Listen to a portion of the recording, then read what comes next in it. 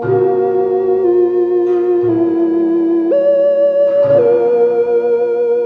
suppose partly we were doing the sort of material that people couldn't judge. It was new, and we were the only ones, really, who could have assessed it. Nigel Kneale, who you heard there speaking on The Late Show in 1990, created a number of original and influential television, science fiction and horror works. But all too often, these products of his fertile, wicked imagination are consigned by cultural commentators to that niche, pejorative category of the cult. But Kneale was not a cult writer. He dreamed up mainstream successes of serious intent that helped a fledgling medium to develop both in terms of content and production. Alongside legendary BBC producer Rudolph Cartier, Kneale created television work in the 1950s that provoked the national conversation, and he's as important a figure as greats such as Dennis Potter, Jack Rosenthal and Alan Plater. He was born in April 1922 in Barrow-in-Furness, but his childhood was spent in the Isle of Man, a place of rich folklore which would profoundly influence his work. His was a creative family. His father edited the local Manx newspaper, and his older brother Brian became a famous and admired artist. Young Tom, Nigel was his middle name, initially became a rather trained actor, enjoying a Shakespeare season at Stratford, playing small roles, impressing his fellow players with his flair for grotesque makeup. But he was always writing. Having won the Somerset Maugham Award for a book of short stories, Tomato Cane, he turned his hand to television, joining the BBC as a staff writer, and in 1953 scored his first, and it's fair to say, defining hit. The Quatermass Experiment is a landmark in television drama. At a time when much of what was broadcast was theatrical in style and content, here was an original 6-part story, written specifically for the medium, and in an oft-derided genre. This broke the mould, even before it had been set. Kneale felt he didn't really write science fiction anyway, and indeed, one of the very first scenes he conceived for the Quatermass Experiment was a spoof of schlock American B-movies. This, says Kneale emphatically, is not what we're doing here. But it is sci-fi.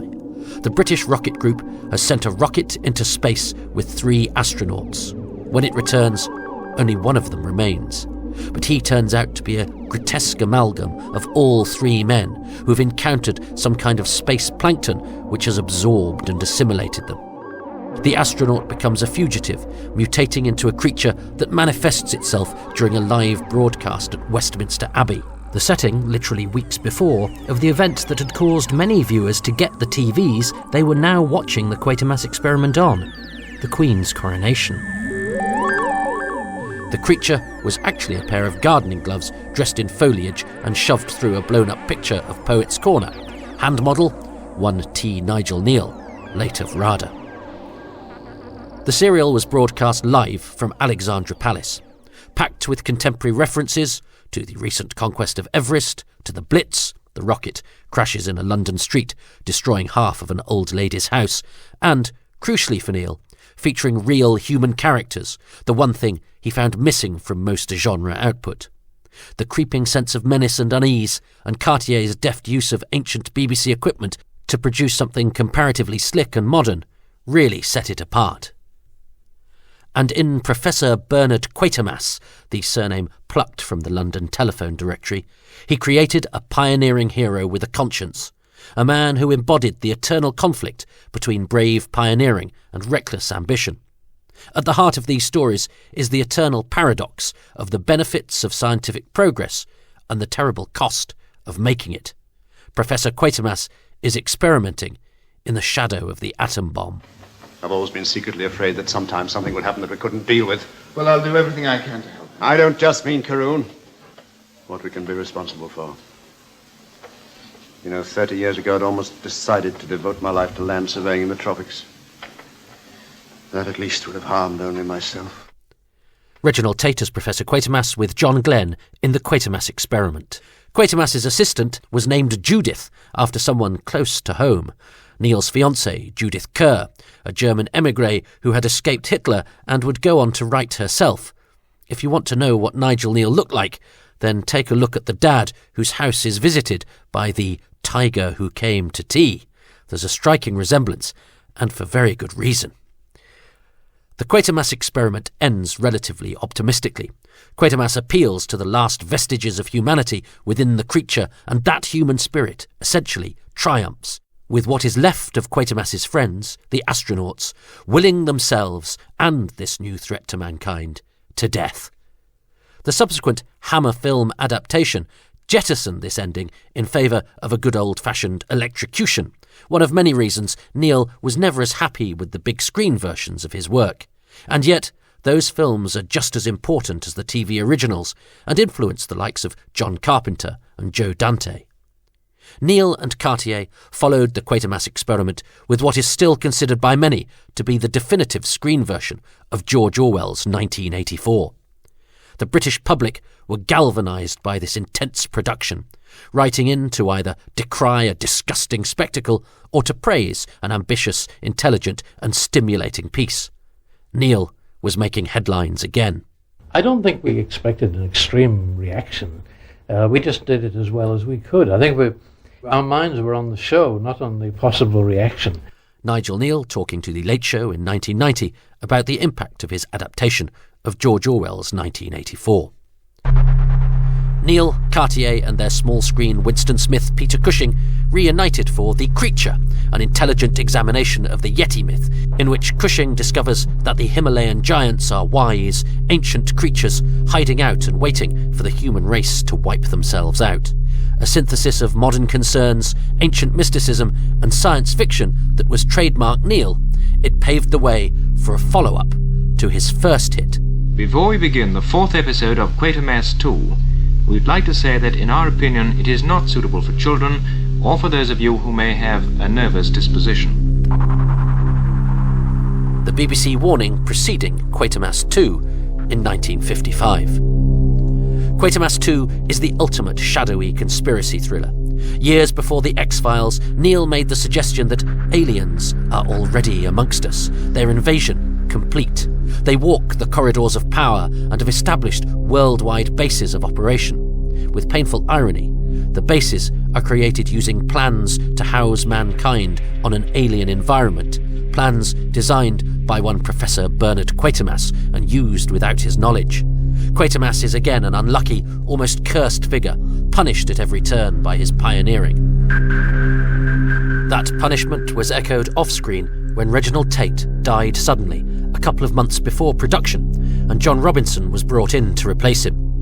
Not entirely comfortable in the part or with the technical nature of his dialogue, Robinson nonetheless carries with him a wretchedness that adds to the Professor's haunted nature. Still, John Robinson was not asked to return for the third and the greatest of the Quatermass serials. 1958-59's Quatermass and the Pit starred Andre Morell as the Professor, dealing with the discovery of 5 million-year-old fossil ape bones representing a missing link during the rebuilding of post-Blitz London. But underneath them is a strange object that authorities believe to be an unexploded bomb, even though it is daubed with Kabbalistic signs of black magic. The bones belong to early man, augmented by insectoid Martians who, living on a dying world and unable to inhabit ours, have made alterations to our genetic makeup in order to propagate their civilization, by proxy, within us. This is such sophisticated storytelling. Before they died out 5 million years ago, the locust-like Martians with their gargoyle faces and arthropoidal instinct for species conformity programmed their own biological drives into us, explaining our propensity for war and for racial violence.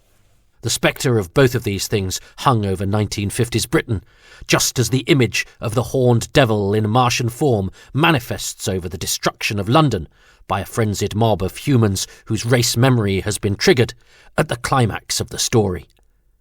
Oh, and Kneale is aware he has invoked the cheesiest of clichés, little green men from Mars, and he's done so very deliberately.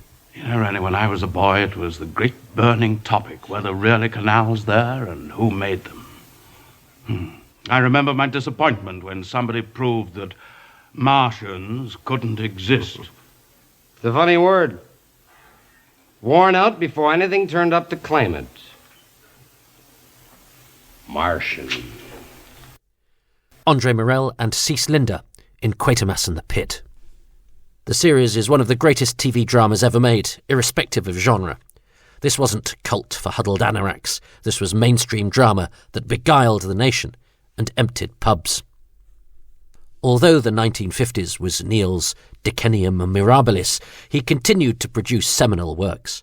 1963's The Road is a horror story about the dangers of reckless experimentation that has one of the greatest twist endings ever conceived, whilst 1968's The Year of the Sex Olympics features a society sated to a stupor by a televisual diet of gluttony and porn, their language reduced and their emotions stunted. And so an enterprising TV producer decides to film 24/7 people living on a remote island with hidden cameras. Sound familiar? One of the execs puts a psychopathic murderer onto the island to spice things up a bit, and you can see why the doyen of TV critics, Nancy Banks-Smith, described Kneale as a prophet. She also said he should have got an OBE, and it's hard to disagree. The Stone Tape was a 1972 Christmas ghost story about a bunch of reckless scientists, this time of the computer programming kind, horsing about on research work in an old building. An old, haunted building, Natch. But like all Kneale hauntings, there's a scientific explanation. Ghosts are actually recordings stored within ancient stones. It's a Father Christmas letter. What I want for Christmas is please go away. Martin Tasker.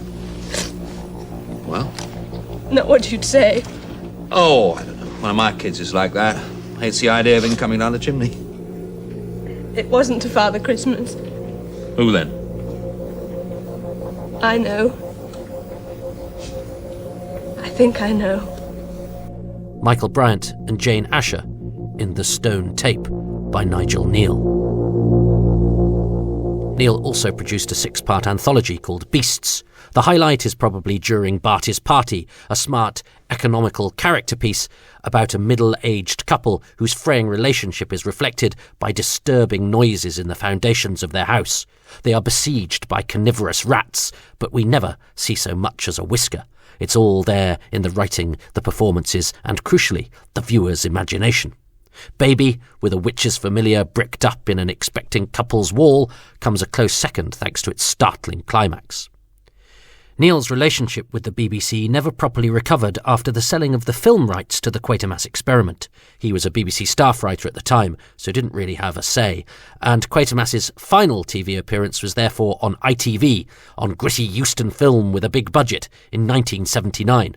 John Mills plays an older professor looking for his lost granddaughter in a dystopian future in which young cults gather at ancient stone circles and are digested by some inconceivable alien intelligence light years away.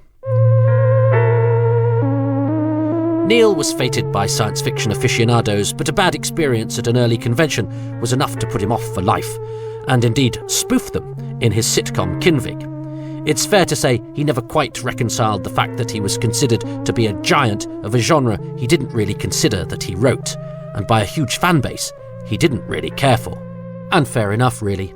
His work was of a much broader appeal, and if he hadn't been an exemplar of a genre too often patronised, disdained, or misunderstood by the supposedly highbrow, maybe he would have got that OBE. He also, for example, adapted Wuthering Heights for TV and Look Back in Anger and The Entertainer for film. He was courted by American cinema makers and continued having scripts produced well into the 1990s, including episodes of Sharp and Kavanagh QC. But if you're even vaguely interested in TV drama or horror or science fiction, then Kneale's texts are seminal. And the legacy continues. His daughter Tacey is an admired artist, and son Matthew is a multi-award-winning author. Creative family indeed. Like the ancient horrors unleashed in his finest works, Kneale's influence is felt in much of the genre output that continues to make a mark on our cultural landscape. That's the Quatermass inheritance bequeathed to us by Thomas Nigel Kneale, who would have turned 100 on April the 28th, 2022, and who still haunts our imaginations. Every war crisis, witch hunt, race riot, purge is a reminder and a warning. We are the masters. If we cannot control the inheritance within us, this will be their second dead planet. Andre Morel in Quatermass and the Pit, ending Remembering Nigel Kneale, which was written and presented by me, Toby Hadoke, with thanks to Paul Vanezis, Andy Murray and John Deere.